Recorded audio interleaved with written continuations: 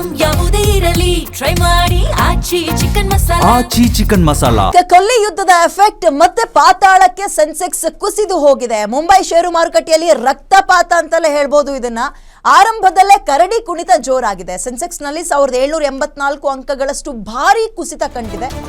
ಷೇರು ಮಾರುಕಟ್ಟೆಯ ಒಟ್ಟು ಮೌಲ್ಯದಲ್ಲಿ -2.39% ಮಹಾ ಕುಸಿತ ಆಗಿದೆ. ಇದು ಹೂಡಿಕೆದಾರರ ಲಕ್ಷಾಂತರ ಕೋಟಿ ರೂಪಾಯಿ ಹಣ ಕ್ಷಣಾರ್ಧದಲ್ಲಿ ಮಾಯ ಆಗಿದೆ.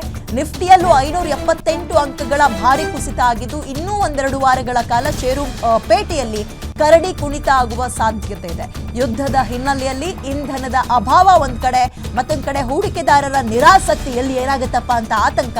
ವಿದೇಶಿ ಹೂಡಿಕೆದಾರರ ಬಂಡವಾಳ ಹಿಂತೆಗಿತ ಬಿಕಾಸ್ ಆಫ್ ಯುದ್ಧದಿಂದ ಮಾರುಕಟ್ಟೆಗೆ ವಿಪರೀತ ನಷ್ಟ ಆಗ್ತಾ ಇದೆ. ಯುದ್ಧ ಆರಂಭವಾದ ದಿನದಿಂದ ಚಿನ್ನ ಮತ್ತು ಬೆಳ್ಳಿ ದರದಲ್ಲಿ ನಿರಂತರ ಕುಸಿತ ಕಾಣ್ತಾ ಇದೆ. ನಿರಂತರ ಕುಸಿತ ಅದು ನಮಗೆ ಸ್ವಲ್ಪ ಸಿಹಿ ಸುದ್ದಿ, ಬಟ್ ಷೇರು ಮಾರುಕಟ್ಟೆಯಲ್ಲಿ ಆಲ್ರೆಡಿ ಇನ್ವೆಸ್ಟ್ ಮಾಡಿರೋರಿಗೆ ದೊಡ್ಡ ಪೆಟ್ಟಿದು. ಕ್ಯಾರೆಟ್ 10 ಗ್ರಾಂ ಚಿನ್ನದ ದರ 1,73,000 ಇತ್ತು. ಇದೀಗ 7.24% ಕುಸಿತ ಕಂಡಿದೆ. ಅಂದ್ರೆ 1,40,000 ರೂಪಾಯಿಗೆ ಕುಸಿತ ಆಗಿದೆ. 1,40,000 ರೂಪಾಯಿಗೆ ಈಗ ಬಂದು ನಿಂತಿದೆ. ಈಗ ಅದು 1,73,000 ಇತ್ತು. 40,000 ಅಂದ್ರೆ ಲೆಕ್ಕ ಹಾಕೊಳ್ಳಿ, 23,000 ಕಡಿಮೆ ಆಗಿದೆ.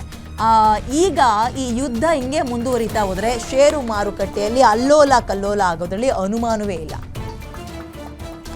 ಮತ್ತಷ್ಟು ಮಾಹಿತಿ ಜೊತೆಗೆ ವಿಶ್ಲೇಷಣೆಯನ್ನು ನನ್ನ ಕಲೀಗ ದಿಲೀಪ್ ನೀಡ್ತಾರೆ. ದಿಲೀಪ, ಸಾಮಾನ್ಯವಾಗಿ ಈ ಯುದ್ಧ ಆಗಬೇಕಾದ್ರೆ ಸಿಲಿಂಡರ್ಗಳ ಅಭಾವ ಜೊತೆಗೆ ಚಿನ್ನ ಬೆಳ್ಳಿ ದರವೂ ಕೂಡ ಏರಿಕೆ ಆಗುತ್ತೆ ಅಂತ ಕೇಳ್ಪಡ್ತಾ ಇದ್ವಿ. ಬಟ್ ಇಲ್ಲಿ ಚಿನ್ನ ಬೆಳ್ಳಿ ದರ ಇಳಿಕೆ ಆಗ್ತದೆ ಅಂಡ್ ಷೇರು ಮಾರುಕಟ್ಟೆಯಲ್ಲಿ ನಿರೀಕ್ಷೆಗೂ ಮೀರಿ ಪಾತಾಳ ಕುಸಿತಾ ಇದೆ. ಇದನ್ನು ಹೇಗೆ ಎಕ್ಸ್ಪ್ಲೇನ್ ಮಾಡ್ಬೋದು?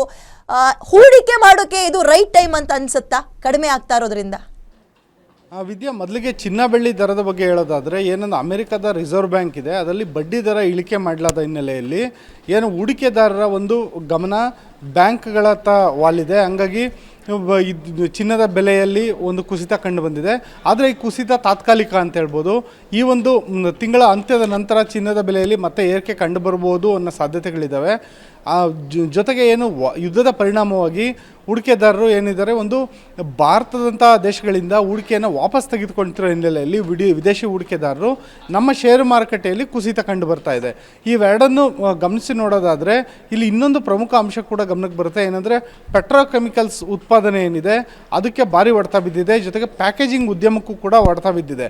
ಹಾಗಾಗಿ ಏನೊಂದು ಪೆಟ್ರೋಕೆಮಿಕಲ್ಸ್ ತಯಾರಿಕೆ ಇರ್ಬೋದು, ಅದು ಪೇಂಟಿಂದ ಹಿಡಿದು ಪ್ರತಿಯೊಂದು ಪೆಟ್ರೋಕೆಮಿಕಲ್ಸ್ ಉತ್ಪಾದನಾ ಘಟಕಗಳಿಂದ ಹಿಡಿದು ಎಲ್ಲದರದ ಒಂದು ಶೇರ್ಗಳ ಒಂದು ಮೌಲ್ಯ ಕುಸಿತ ಕಂಡು ಬಂದಿದೆ. ಮತ್ತು ಟಾಟಾ ಮೋಟಾರ್ಸ್ನಂತಹ ಒಂದು ಮೋಟಾರು ವಾಹನಗಳ ತಯಾರಿಕಾ ಕಂಪನಿಗಳ ಶೇರ್ಗಳ ವ್ಯಾಲ್ಯೂನಲ್ಲಿ ಕುಸಿತ ಕಂಡು ಬಂದಿದೆ. ಶ್ರೀರಾಮ್ ಫೈನಾನ್ಸ್ನಂತಹ ಒಂದು ಸ್ಮಾಲ್ ಫೈನಾನ್ಸ್ ಕಂಪನಿಗಳ ಒಂದು ಷೇರು ಮೌಲ್ಯದಲ್ಲೂ ಕೂಡ ಕುಸಿತ ಕಂಡು ಬಂದಿದೆ. ಇವೆಲ್ಲ ತಾತ್ಕಾಲಿಕ ಅಂತ ಹೇಳ್ಬೋದು. ಇದು ಮುಂದಿನ ದಿನಗಳಲ್ಲಿ ಇದು ಏರಿಕೆ ಕಾಣುತ್ತೆ. ಅದೇ ರೀತಿ ಚಿನ್ನ ಬೆಳ್ಳಿ ದರ ಏನಿದೆ ಅದು ಅಮೆರಿಕದ ಫೆಡರಲ್ ಬ್ಯಾಂಕ್ನಲ್ಲಿ ಬಡ್ಡಿ ದರ ಕಡಿತದಿಂದಾಗಿ ಚಿನ್ನದ ಬೆಲೆ ತಾತ್ಕಾಲಿಕವಾಗಿ ಈಗೊಂದೇನು ಇಳಿಕೆ ಕಂಡು ಬಂದಿದೆ. ಮುಂದಿನ ದಿನಗಳಲ್ಲಿ ಅದು ನಿಧಾನವಾಗಿ ಚೇತರಿಕೆ ಕಂಡು ಬರ್ಬೋದು ಅಂತ ಸಾಧ್ಯತೆಗಳಿದ್ದಾವೆ. ವಿದ್ಯಾ, ಓಕೆ, ಥ್ಯಾಂಕ್ ಯು ದಿಲೀಪ್ ಡೀಟೇಲ್ಸ್ಗೆ.